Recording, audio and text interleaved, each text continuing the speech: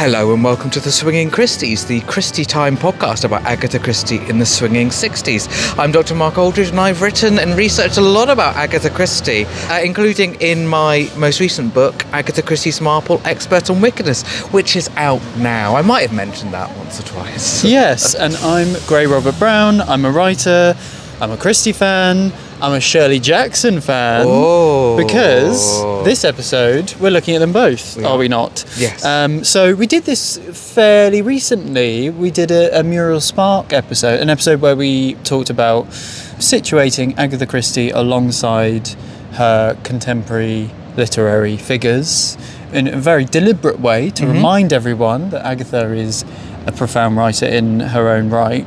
And this is the same sort of thing. We're doing the same thing, but with the American author Shirley Jackson. Yes, talking of American, we just so happen to be in New York. And so when aren't we? Yeah, and so when else to record the opening episode, because we are actually recording this outside her house. That sounds a bit stalkery, now I've said it. Like it sounds like outside where Shirley Jackson lived. Yes, I mean she's long gone, it's not quite as creepy as it sounds. She's only 48 when she went, I think. I know, yeah. Well, in the 60s, which is one of the reasons we're looking at this. Yeah. But yeah, she has a particularly interesting intersection with 60s culture, as does Christie, which is one of the things that we're going to move on to talk about later. Yeah, absolutely. We should probably just say a little about the atmosphere of this place, because you can understand, obviously a lot has changed in the 80 years or so since she was here, but you still, it's got a village type atmosphere, town. You can feel this as a community within a community very much so. Yeah, we're standing right opposite or right next to a community centre which is specifically for LGBTQ plus and BIPOC people, which is really nice to see. And I don't know, given Jackson so commonly wrote about the underdog in society, I think it's fair to say, it feels somewhat appropriate that it's opposite her house. But yeah, the architecture is very much intact. But everything's had a bit of a wash and brush up. I think it probably has, yes. And but you can feel that there'd be an atmosphere that would cultivate you to be creative here. Yeah, I think so. I think more so than going to Bennington, to be honest. Sort of more so than a small town. Maybe if you feel a bit more of a, like there are lots of other creatives in the area, can be stimulating. But then also if you go somewhere quiet, you can concentrate on your own stuff. So maybe a bit of both can be helpful depending on where you are in your career, maybe. Well, I think it was fuel for Jackson's novels to be in Bennington, because so much of her writing is about kind of small communities and the insidiousness of that and the sinister undertones of all that. Yeah. But yeah, in terms of having access to the kind of New York literati, that's very much an advantage of living here, I suppose. But yes, it's also, we were saying as we were walking around, it's kind of reminiscent of East London, like where I live, like sort of Shoreditch, that kind of place, and it does feel very much like one of those places that maybe was a little bit more affordable and run down, and now is the opposite. Now is fully gentrified and lovely coffee shops and galleries and things like that. But yeah, it's great to be here. She lived in a couple of places in New York, but we're where she lived in the early 1940s, so that's 215 West 13th Street. She and her husband, Stanley Hyman, when they were first married, lived here. And so before her career as a novelist really kicked off, Stanley had achieved his dream of writing for The New Yorker. That's very fitting. But Shirley was struggling a bit more creatively until she finally made it into The New Yorker with a short story, Come Dance With Me in Ireland, in 1943. Yes, and that was the year they left this house, actually, and moved to 36 Grove Street. That was in October 1943. We should say a lot of this we're getting from Ruth Franklin's excellent biography of Shirley Jackson, subtitled A Rather Haunted Life. That's another address it's still in Greenwich, isn't it? Yes, it's not that far. Not far from here. Yeah. And Franklin talks about how there they had all-night parties and rationing was kind of hitting hard at this point because America was at that point had entered World War II. Ralph Ellison, who was a friend, was a regular visitor to that flat apparently.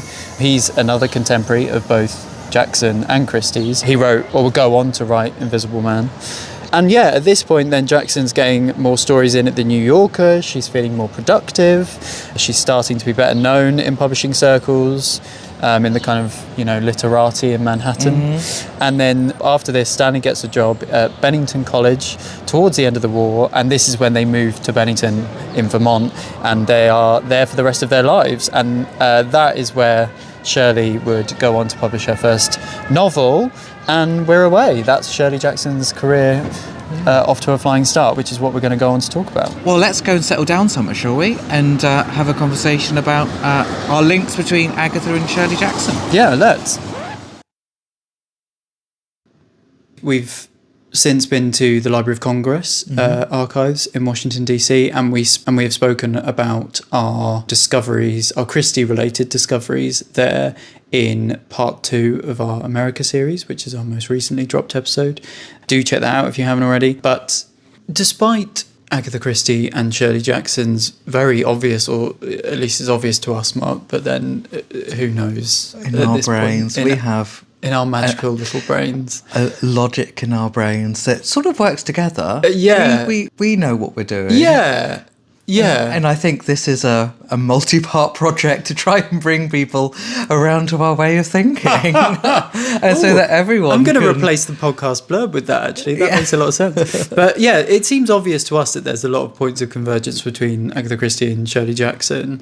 But it does feel like it's not one that's been made overly often in the past, and I wonder if partly that's because we've talked about this many times, but because and indeed in the Muriel Spark episode that we did, is it because Christie gets kind of pigeonholed as a particular type of genre, and in a way Shirley Jackson gets pigeonholed as a slightly different kind of genre, although is allowed, I think, a bit more authority. She's kind of rubber stamped with a bit more literary quality than maybe Christie is by critics.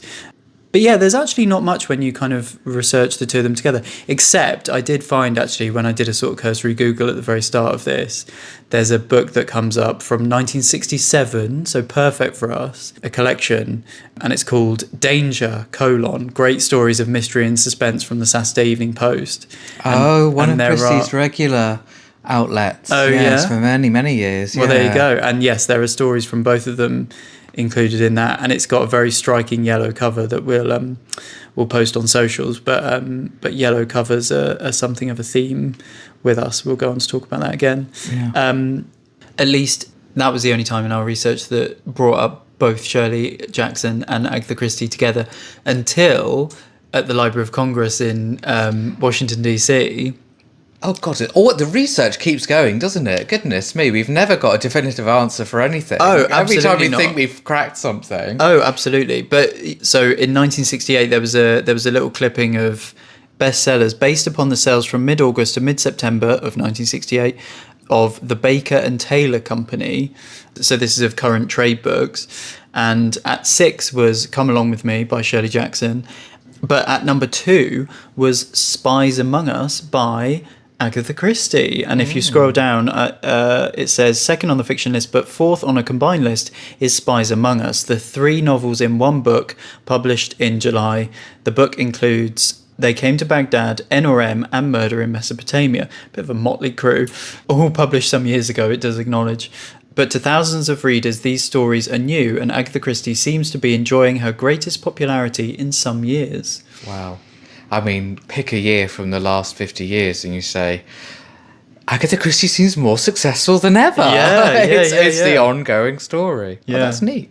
In terms of their lives... Yes, so there are some points of comparison, but some real differences as well. So Shirley Jackson unfortunately died quite young. She was only 48 when she died. She was born in 1916 and died in 1965. And you'll know, because you've been to my talks and done talks with me, that one of the things I always say about Agatha Christie is it's amazing how her life sort of covered so much history. And to be born in 1819, die in 1976, to go through 2 world wars, to be, at the point where obviously Queen Victoria's on the throne, all the way through to people know what computers are, and Star Wars is going to come out the next year, the year after you die. There's a huge amount that goes on, but with Shirley Jackson, it's a bit different, isn't it? Yeah, definitely. Jackson had I think it's fair to say, a shorter, more modest kind of burst of fame and productivity.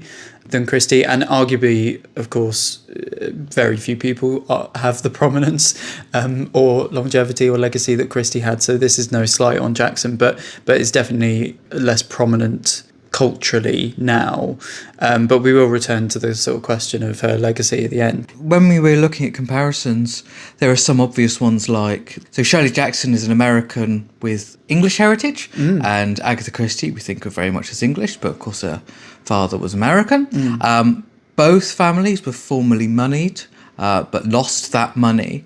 But I think there's also some sort of differences, because both obviously really loved literature, but in different ways. Agatha Christie was almost proud of the fact that she never went to school, whereas Shirley Jackson is very much part of the sort of university elite. Her husband, Stanley Hyman, worked as a university, for example, and perhaps a more traditional role of a writer, actually, to be part of that elite in those times. Well, I can't remember, is it Julius, or did you say to me? I can't remember who said that Christie doesn't really socialise with the kind of literati, but she instead socialises with the kind of theatre scene. Oh yes, I think that's very true. That may well have been Julius. But Jackson is squarely in the kind of writing for the New Yorker, and actually, interestingly, so we were looking at the Shirley Jackson papers at the Library of Congress in Washington DC, and if you haven't already, do check out our previous episode about our journeying to Washington DC, which was part of our America 2-part series.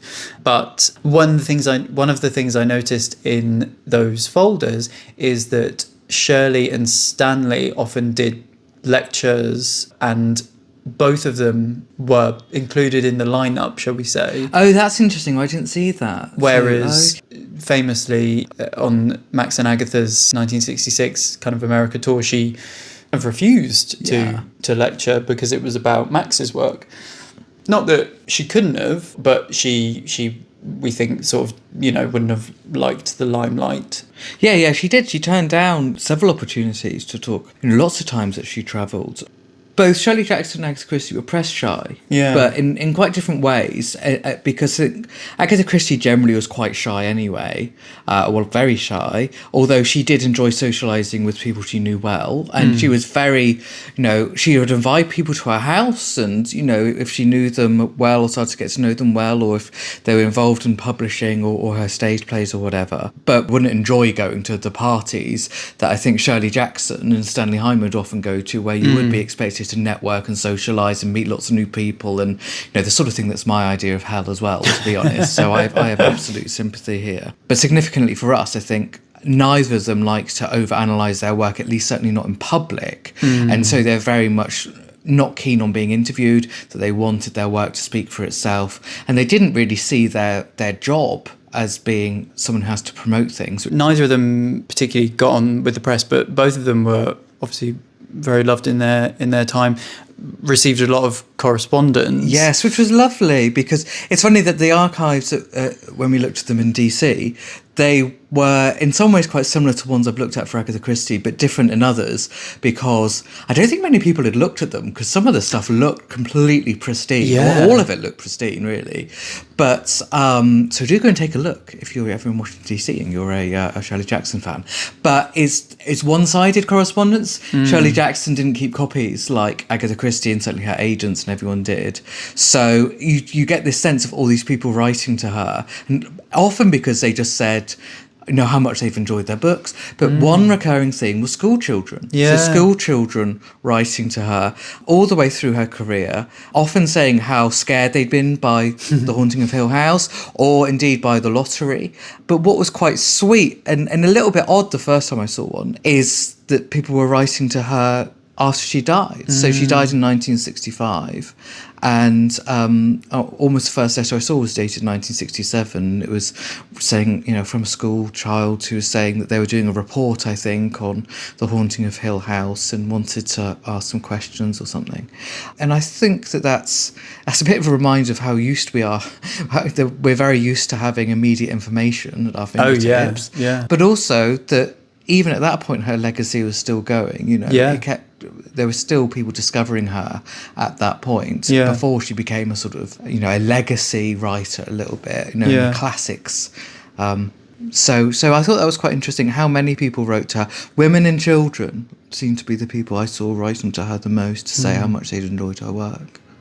Yeah, I wonder too if, and this was part of the point of the project, but I wonder if the publication the year after that, in 1968, of Come Along With Me and a kind of mopping up of various collected writings. That's her last book, is it? Come Along With Me is her final unfinished novel, yes, which we'll talk about in a bit. But that and various other bits were published the year after you were talking about, and I wonder if that helps, almost mislead people that she's still around, perhaps, or certainly keep her in the public eye, which was part of the intention.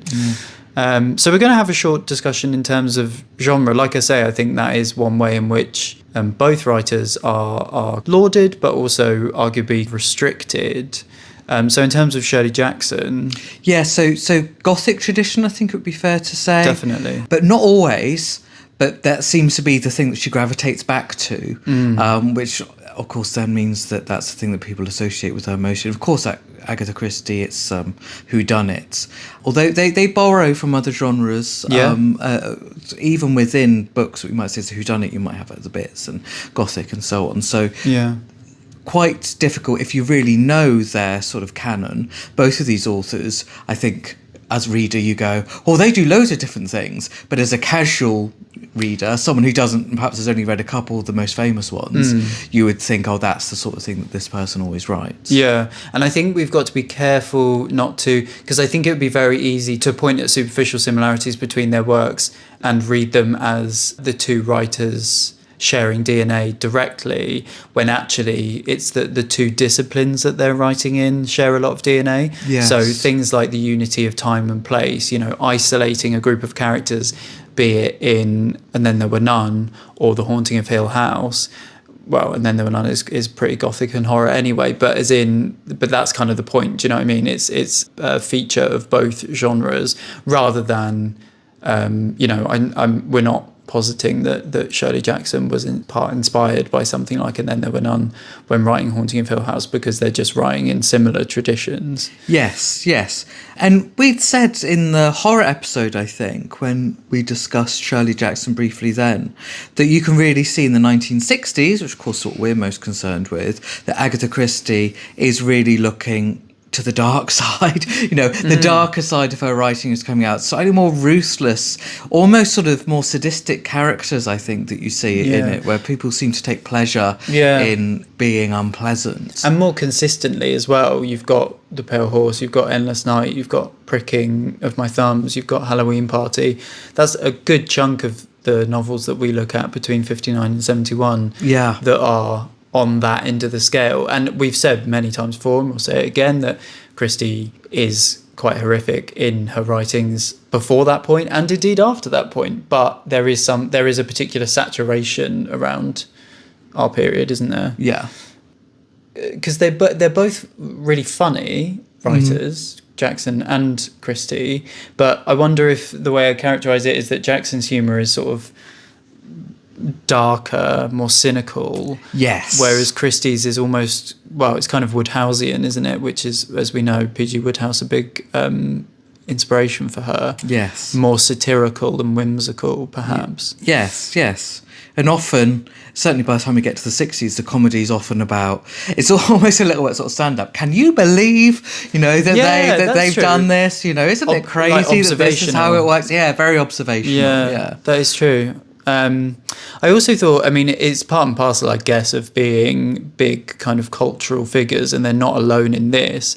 But I think there is a predilection, both in terms of Shirley and Agatha, for situating them within stories that resemble their own making. So for Christie, I'm thinking things like Murder by the Book, the telefilm where Poirot comes back from the dead, confront Agatha Christie, or something like the Shirley film with Elizabeth Moss, where it's putting Shirley Jackson inside a sort of creepy horror story of the ilk that she would have written.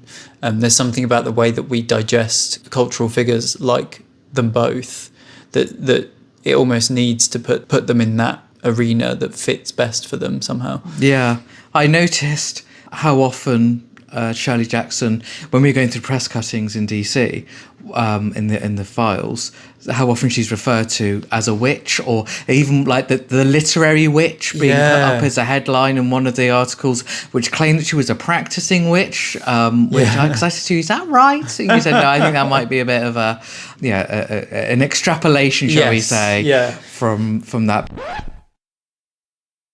Okay, so shall we go through Shirley's works then? This is very casual now. Okay, so shall we go through Shirley Jackson's work then? Very casual. I didn't realise you'd been introduced to her in that Look, short I am break. British. We or very British, unbelievably British, whatever our server said yesterday. They're just so British. So British. She didn't realise I was following behind her. Anyway, so let's run through Ms. Jackson's works and draw out some Agatha Christie comparisons, especially, of course, any Swinging Christie ones. Put ourselves back into our era. So first up, her first published novel, The Road Through the Wall from 1948. Didn't Actually just say it. Yeah. I thought it'd be nice to do the little one-liners like we do for the I see. Okay. For the Christie books. So yes. Okay. So for The Road Through the Wall. Dun-dun. The Road Through the Wall is a 1948 novel about the dark side of an upper middle class neighbourhood. Dun-dun. Yeah, thank you. Do I use it twice? I don't know. I think you do, don't you? Yes, I do. Yeah, right, to in and out. Yeah, God, I should know by now, shouldn't I? Anyway, so Ruth Franklin, I shouted her out in the intro, but she's the most recent and phenomenal literary biographer of Shirley Jackson's, and she calls The Road Through the Wall the least spooky of all her books, which I think is probably true. Yeah. You read it recently, I right? did. So when we started to talk about doing this, I was like, yeah, I love Shirley Jackson. And then I realised I'm one of those people, like when you meet someone and say, I love Agatha Christie. I'm like, what have you read? You're like, oh, I don't know, one or two. And I've only read The Haunting of Hill House, We've Always Lived in the Castle, and The Lottery, and a few short stories in the Lottery collection as well. And both the novels I read years ago as well. So I was like, oh, I've got to go back and actually read some of these. So there's a couple of these I haven't got around to yet. But I did read this one very, very recently. And I really noted how this thing about the fear of the outside is something that we often get in Agatha Christie novels, obviously, where it's about, has someone come in and broken, our country house, our village, our island, wherever we are, that sort of closed circle. But of course, usually in Agatha Christie, it's someone in the closed circle who actually is the person you should be fearful of.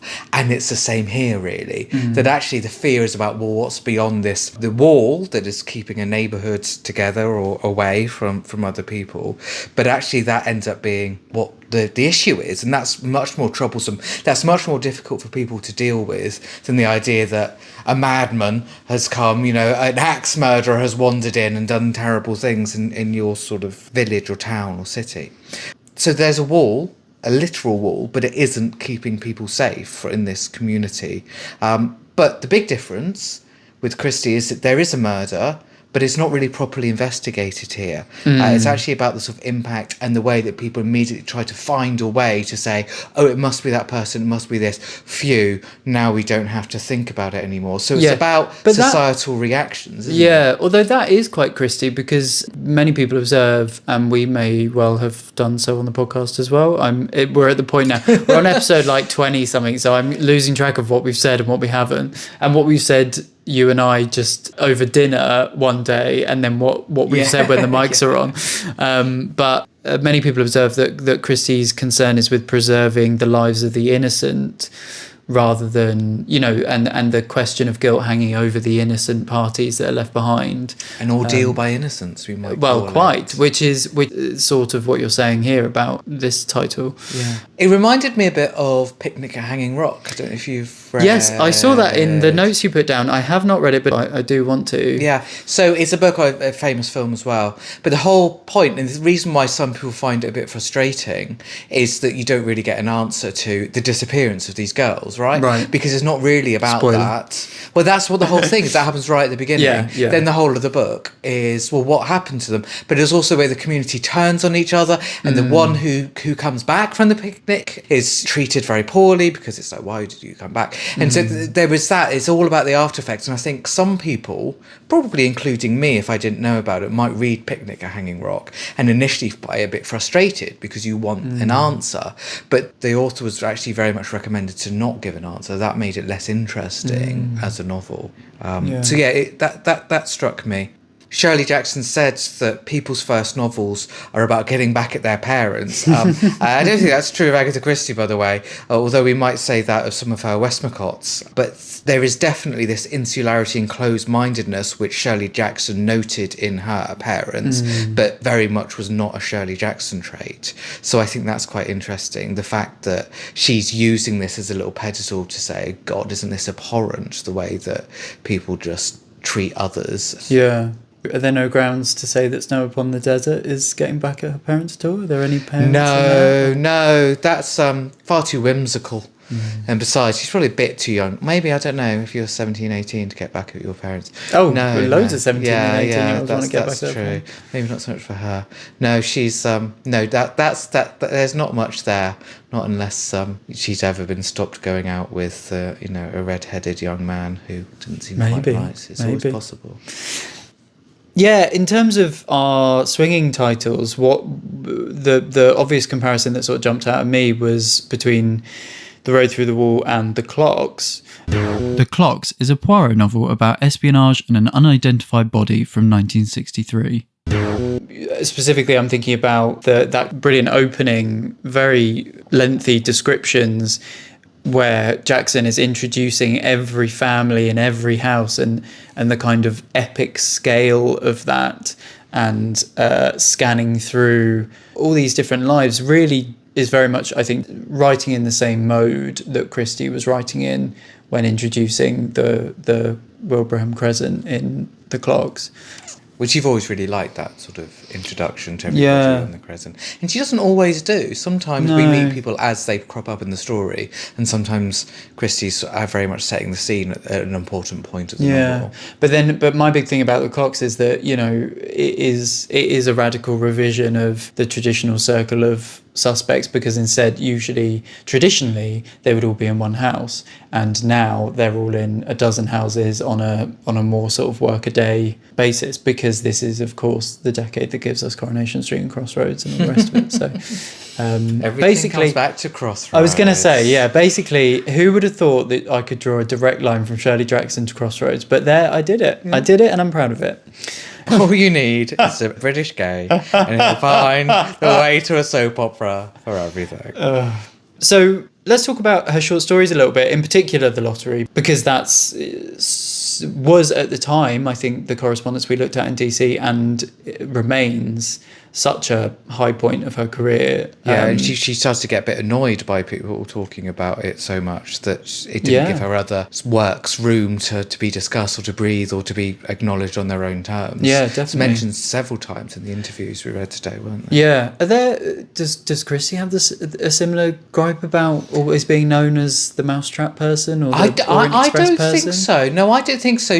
I know that she was always a bit nonplussed about how much people adored Murder of Roger Ackroyd, and obviously she got fed up with Poirot, I guess, is the closest equivalent. Well, and she often, when she writes those little lists of her own favourite titles, she'll pick out titles that aren't really the critics' favourites or the fans' favourites, but so I guess inadvertently she's sort of going, I don't know what all the fuss is about there, but what about The Moving Finger? I thought that was a really good one, you know.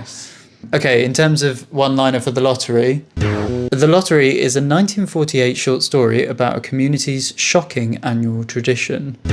So The lottery is really widely read in US schools, I noted. I didn't really know this until we were researching this episode, but when you Google it, it's almost the first result of sort of study guides to it and stuff. And I noted how often people saying, I read this in school, and apparently it is widely read in American schools. I don't know if it still is. Tell me, readers, by all means, if it still is. And it reminded me of, I remember reading in school The Landlady, which is a Roald Dahl short story, which I'm not going to summarise now other than to say it's got a similarly very dark conclusion. And it struck me that that's exactly the sort of reading you do give a group of 13 or 14-year-olds, is something that feels really adult. There was a short colour film made of it, an educational film really, that you could hire out to schools that we watched the other night. And I noted in the YouTube comments people saying, I'm still traumatised by the time Mr. Smith showed this to me in the... I'm not surprised. You know, it is. I mean, the story, the original, the source material is incredibly traumatising, but the way that was shot was quite bleak as well. Yeah, very bleak, very bleak. I recommend, if you haven't seen it, it's easily findable on YouTube. So yes, clearly it's still something that still traumatises students today. Yeah. We won't give away the shock ending of The Lottery, because I do think it has to be read to be believed. And it's funny, when we were watching that filmed version, I did say, I'm one of those people that thinks that the wind is taken out of Roger Ackroyd's sails slightly when you know the conclusion, in a way that I don't feel about Endless Night, for example. But I do feel that about The Lottery as well. I do think you can't, and it's a compliment really, I'm saying you can't bottle that feeling of reading it for the first time and experiencing that twist for the first time. But it's very much, I mean, Christie dabbles in shocking denouements too, but it's very much not a gathering in the drawing room kind of denouement. It's something a lot more vicious. Yeah. Well, it reminds me of some of Christie's early short stories in particular, which, so we're not in this era, I'm afraid, but she didn't really write short stories in the 60s, but they have this short, sharp shock, and actually they're not just, you know, this could be a novel-length story shrunk down into miniature, but the whole structure of it is about leaving you gasping at the end going, and then that's it. And I thought The Witness for the Prosecution short story in particular is one that does this, leaves you to really fill in a lot of the blanks. And of course the play is fantastic, a bit better if anything, but that as a short story really is fantastic. I think I strongly believe that the best short stories are those ones that, and it is a very common mode of writing for short stories. I've sifted for many years for the National Short Story Awards. I haven't done it for a couple of years actually, because I've been busy podcasting. Oh God, such a drain on your time. Sorry, NSSA. But yeah, the ones that always really appealed to me were those ones that managed to really leave that impression on you at the end. I read the whole short story collection with The Lottery at the end of it, and we won't go through all the others because it'll be an extra long episode if we did that. But the one thing that struck me generally was this thing about the way that these stories were sold to magazines. So it's the same as Agatha Christie, same as Shirley Jackson, is that different magazines would have slightly different specialisms. They might say, oh, this isn't right for us because we don't think our female readers are like this, or there's not enough interest for our male readers or whatever.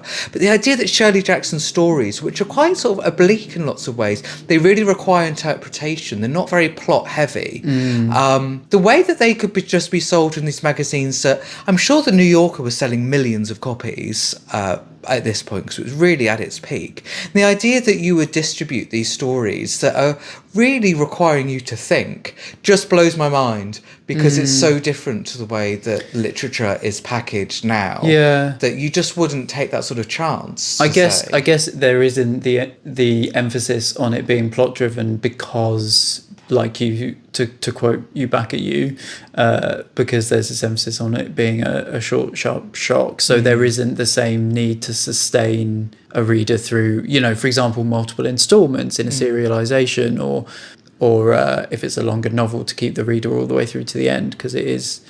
Her stories are very much about small towns and small minds, so reminiscent of her first novel. Lots of petty squabbles, lots of one-upmanship. More Than One Story is really just about women in particular actually trying to sort of show off to another woman. Yeah, that sense of competition and being up. I mean, that's The Lottery again, though, isn't it? But everyone being kind of against each other. Yeah. Well, before we just say goodbye to the lottery for now. I did notice that she was asked in one of the newspaper articles right at the beginning. They said, the lottery is perhaps the most famous US short story of the past 15 years. This was from 1962, this interview.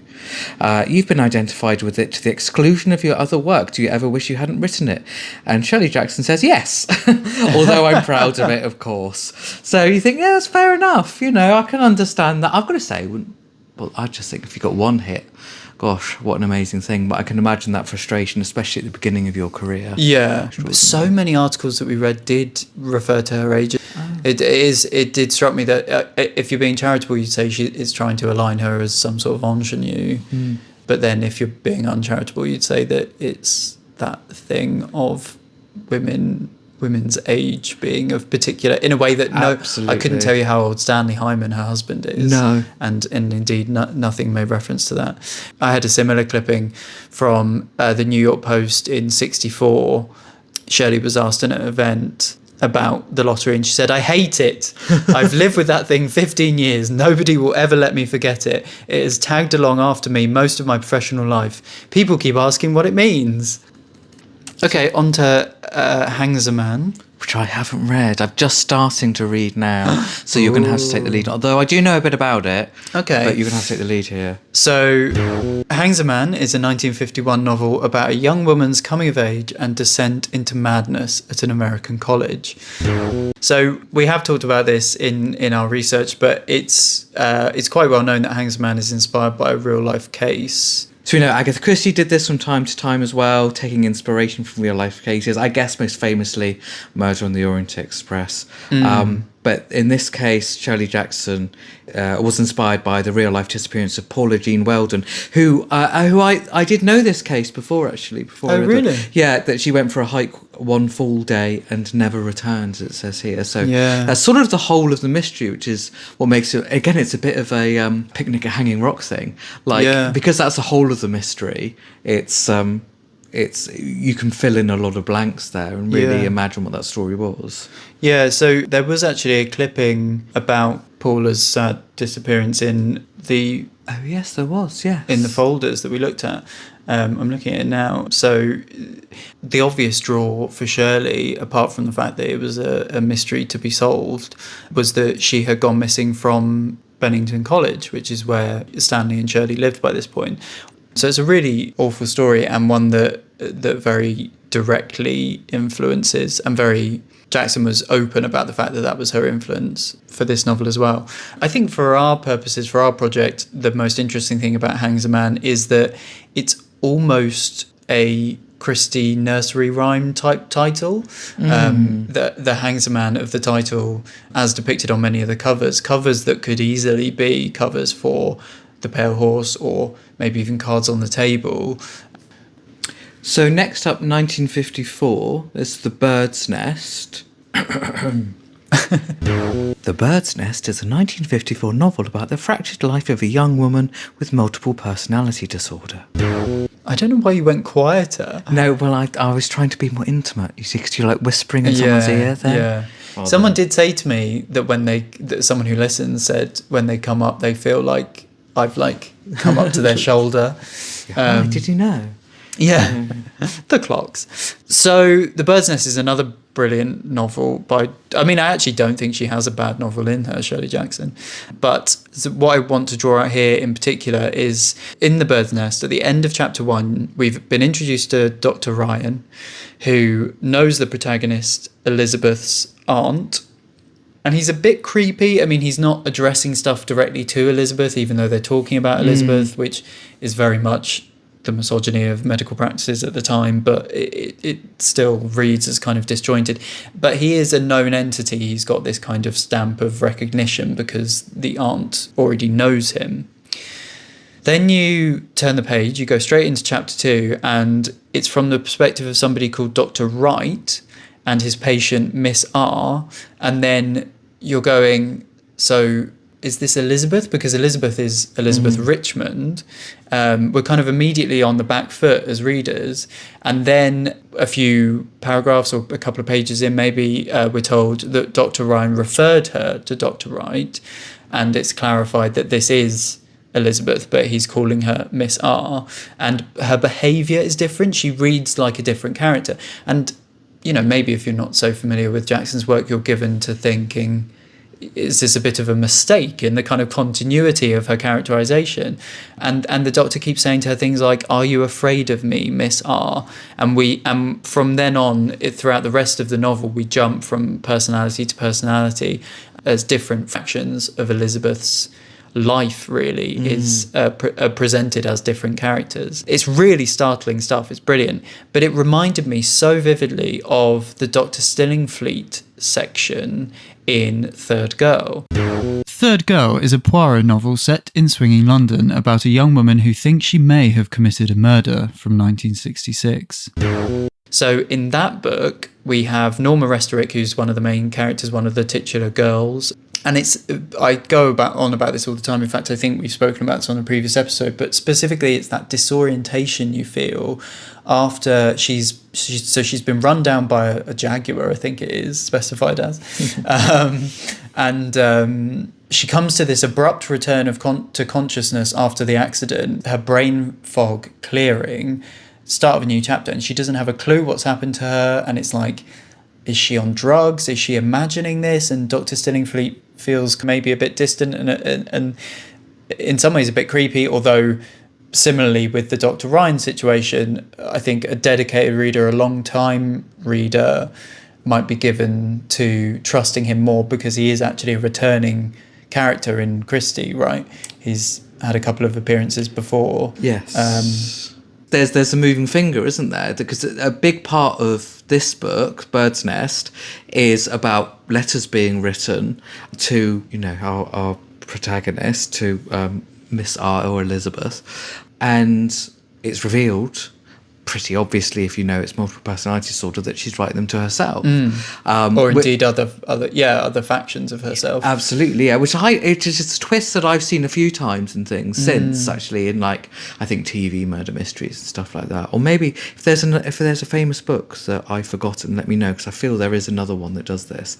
But of course, in The Moving Finger, that is one of the things that is considered quite rightly too, is that if you're writing letters that are especially horrible, then sometimes people do it for attention and write themselves, and that again does have precedence in history. I think in that our sleuths catch on that it would be a good way to obscure you as the culprit.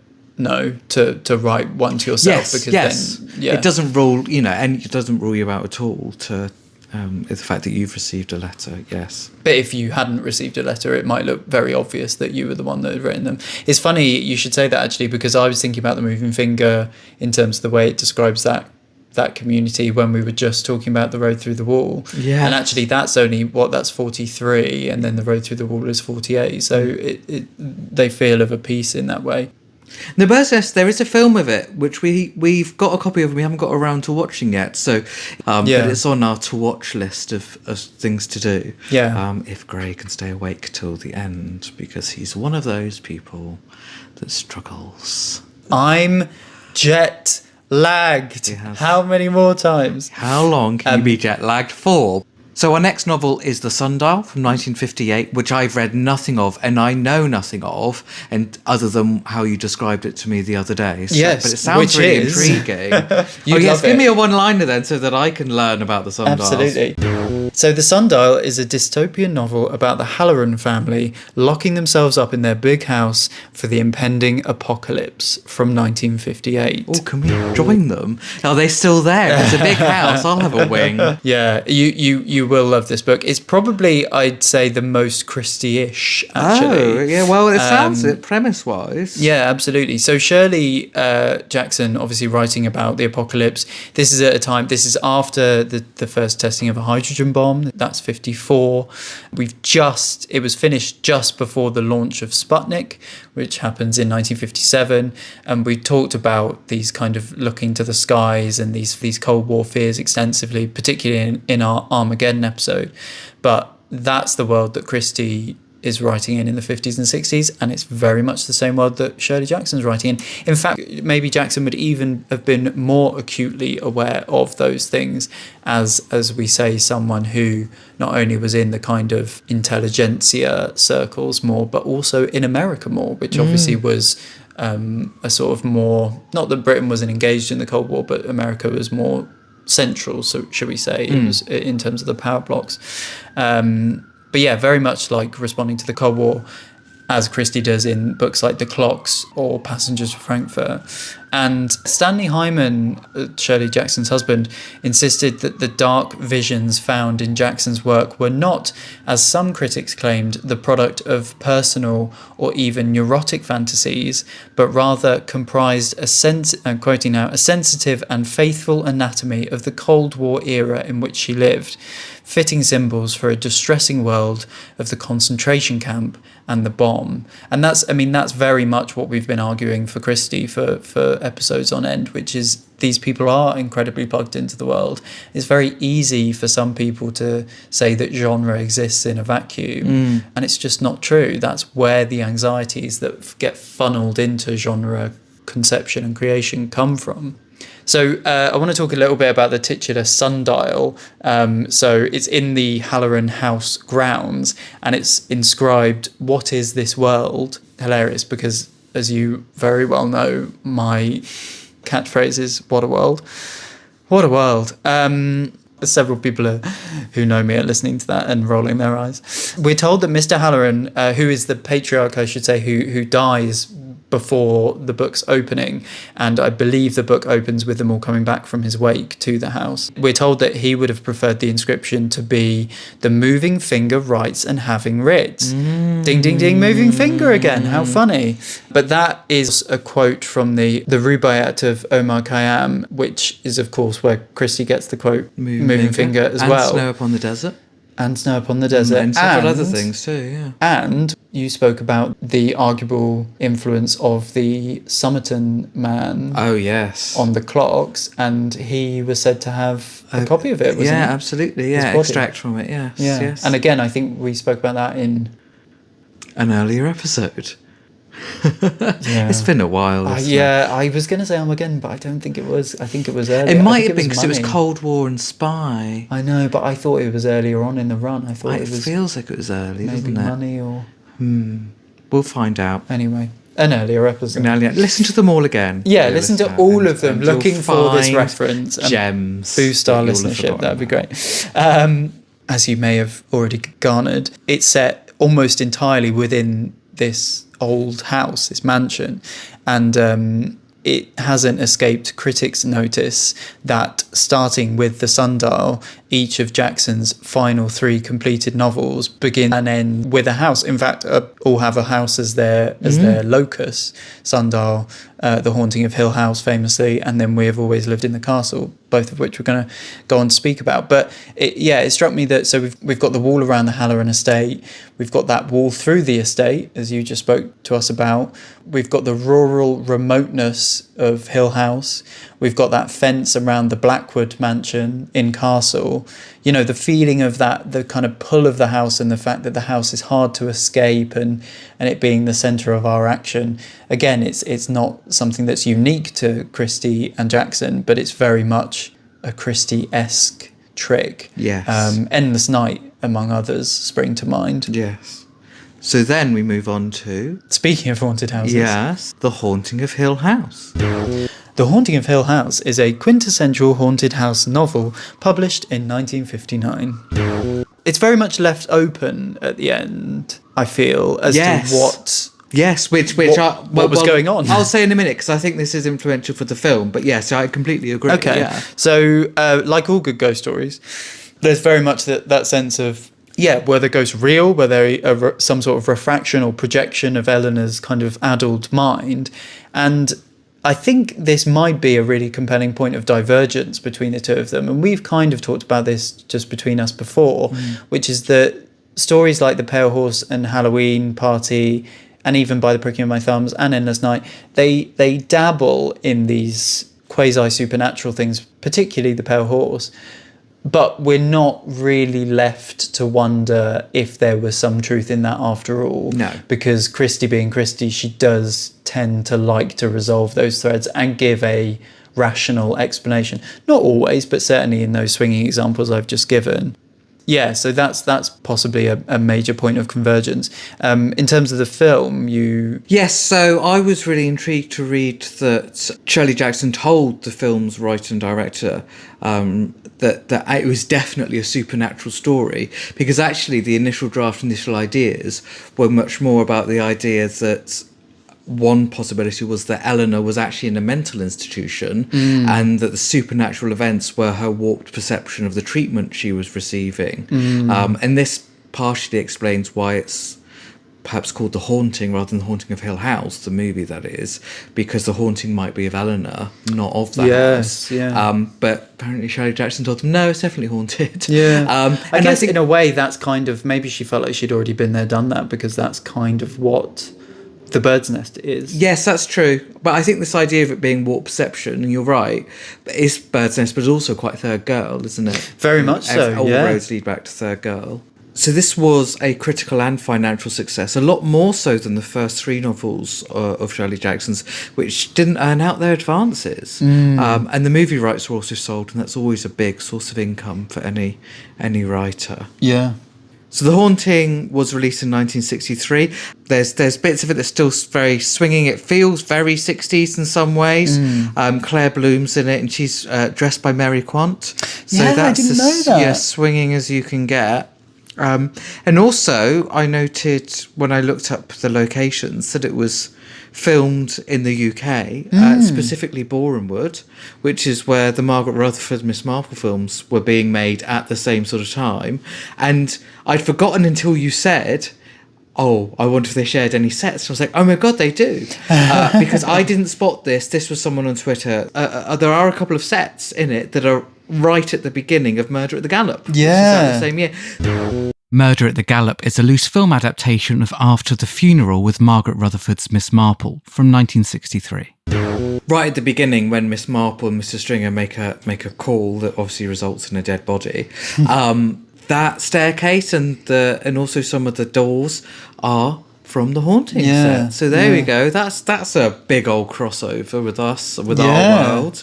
I noticed Ruth Franklin says, by the time The Haunting opened on September 18th, 1963, Jackson could barely make it to New York for the premiere. She had been housebound for more than a year, suffering from a debilitating combination of agoraphobia and colitis. And it struck me, this is quite a sad comparison, really, but it kind of reminded me of the fact that Christie kind of making it out to see the premiere of Murder on the Orient Express is one of her last, if not her last, trip to London, isn't it? And yes, she's quite frail by that point, and indeed dies not long after.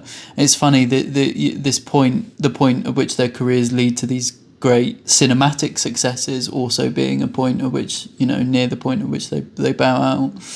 But this period in Shirley's career, as I say, we're sort of coming towards the end already, sadly, but there is another point of interest here, which is, so it was published in October 1959, which is so close to the UK publication of Cat Among the Pigeons, so right at the start of our timeline, but also of interest to me because it's one of the areas I've been looking at for a few other potential projects. Is, we said Jackson has a lot of correspondence.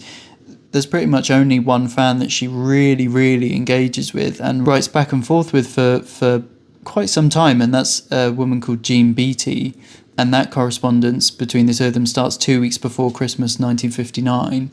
Right. And then, yes, we're heading into the 60s, and sadly, Jackson won't see all of it. But we did see the Beattie letters at Washington DC, so I was very, very thrilled about that, and I'm sure information from those will surface in a future project, TBC. Yes, exciting. There's quite a lot of correspondence about The Haunting. Like I said earlier about the lottery and stuff, that people writing to say that it was scary, but the one that I really noticed was somebody very politely just writing to say, oh, I found this book and I found it really interesting, but it wasn't marked as either fiction or non-fiction, and can you tell me if it's real or not?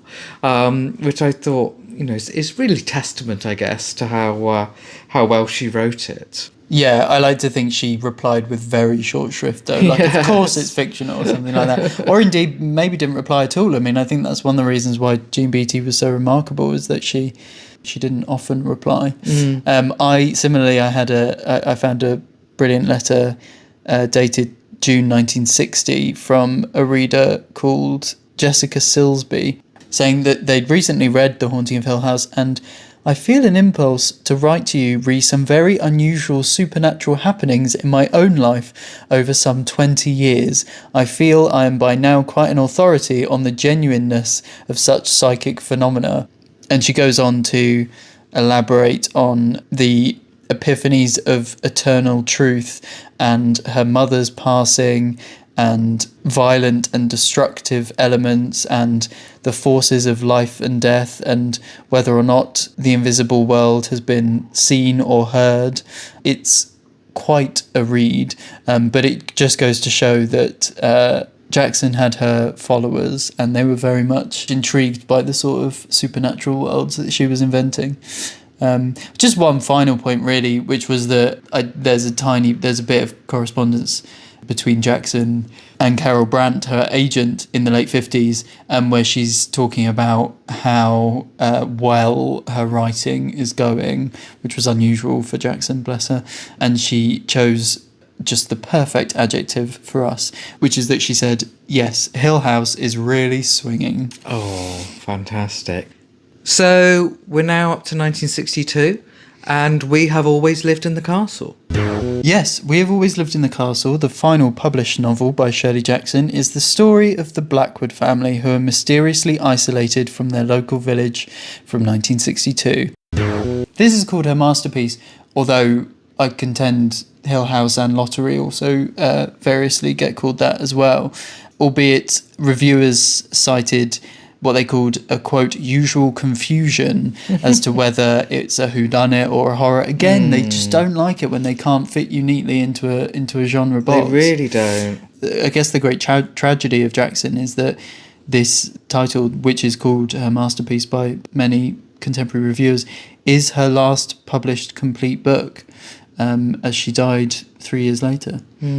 In terms of our comparisons with Agatha Christie, some are quite clear, because this thing about, well, some of it's a whodunit, sort of, because the background of the story is that the sugar was poisoned at the family dinner, and when the culprit is unmasked, which is not a final big revelation, by the way, it's not like you sit around and say, well, it happens sort of midway through the book, is actually, I think, confirmation rather than a revelation. I think if you're a reader who's reading it properly, you can probably guess who actually was poisoning the sugar. Well, not even guess. When I was reading it, I had assumed that this was the way it was going to pan out. Yeah, see, I don't think I had guessed when I first read it. Oh, that's interesting. But it is heavily implied, or I think an astute reader, or certainly one that's used to that kind of mode of writing, would be on notice, yeah. I mean, maybe, though, it's because I'm thinking also sisterly relations we know from Five Little Pigs.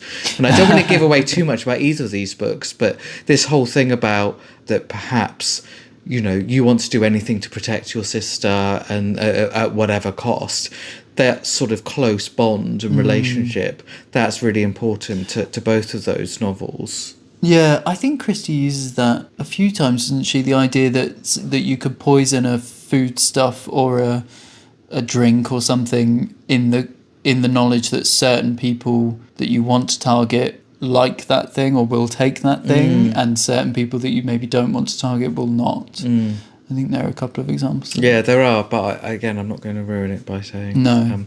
I thought when I was reading it that it's got this, I'm going to say timeless quality, which often means that you can read at any point and you like it, but the actual period in which it was set, because it's meant to be contemporary for the 60s, isn't it? I think so, yeah. But it really feels to me like it could be 19th century. Like, in my head, I was literally, picturing the girls in Victorian dresses and everything. For me, Well, I couldn't as we imagine said- them being in the same world that a mini dress or a mini skirt No, exists. but as we nearly. said, there was very much a aesthetic revival in terms of that kind of Victorian garb. Yes. So maybe that's what you're picking up on.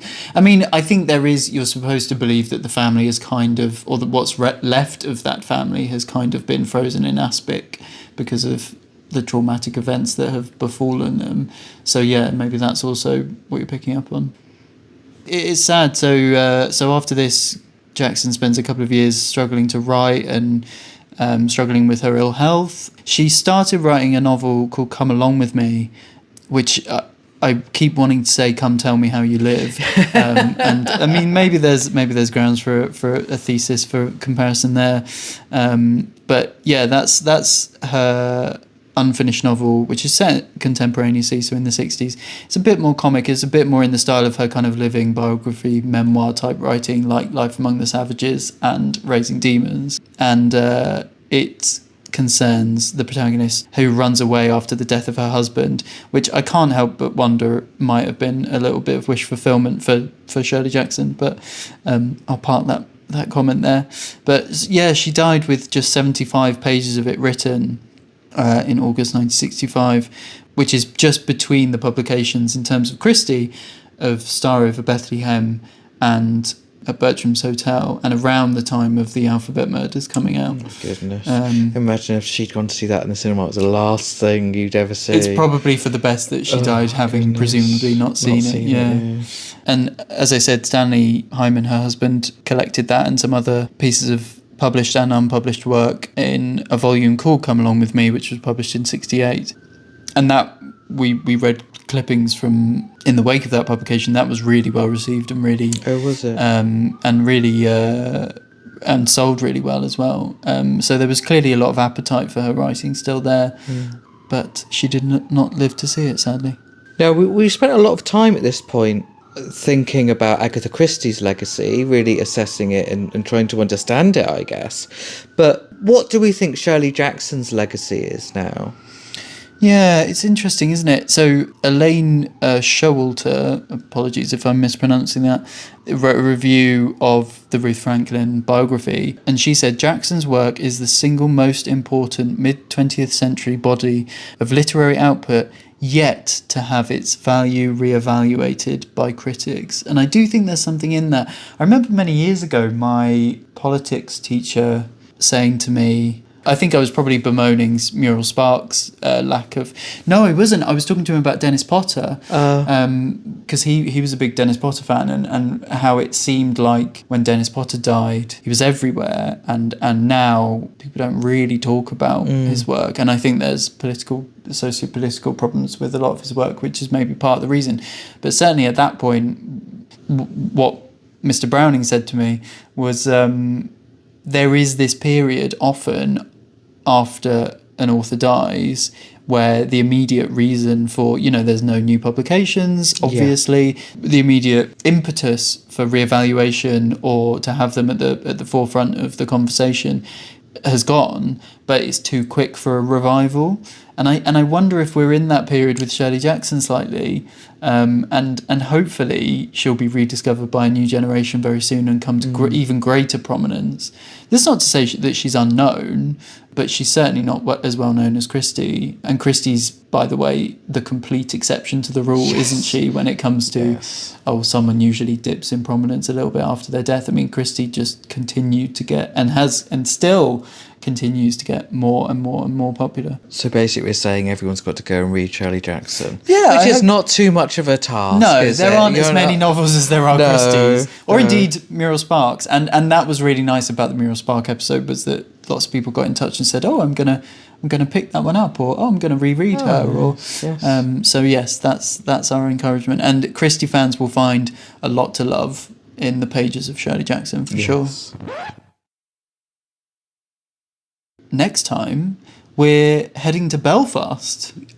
Very exciting. Super exciting. Meeting up with Jan Carson, the writer, who's also a huge Agatha Christie fan. That's why I'm going to Belfast, because I went last year to speak about my books, and it was lovely. It was such a nice event, so I'm really pleased they've invited me back. And I was like, well, while I'm there, I think that we've got something we might want to talk about. So we're both going to meet Jan and have a chat.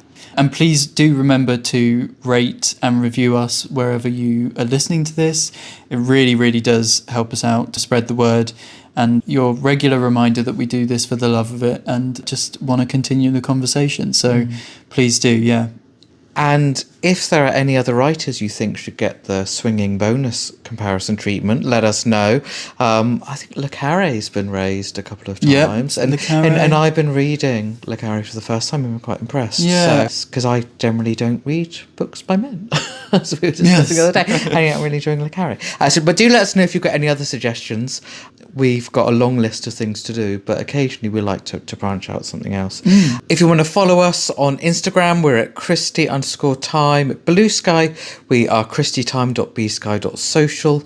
You can email us at christietimepod@gmail.com. That's prod for productions. Our website is christietime.com. Gray's website is grayrobertbrown.wixsite.com/grayrobertbrown. And I'm also on Instagram at Dr. Mark Aldridge and on Blue Sky at markaldridge.info, which is also my website address. And of course, my books are out now, which you're very welcome to seek out. Or put on your Christmas lists if you're really early. Why not? Christmas list? I think this is dropping in July. Well, I did say if you're really early, good to be prepared. Yes, be prepared and indeed keep swinging.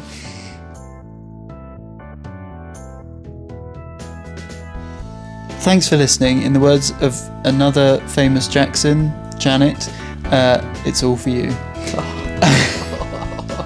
The Swinging Christies is a Christie Time project by Dr. Mark Aldridge and Gray Robert Brown.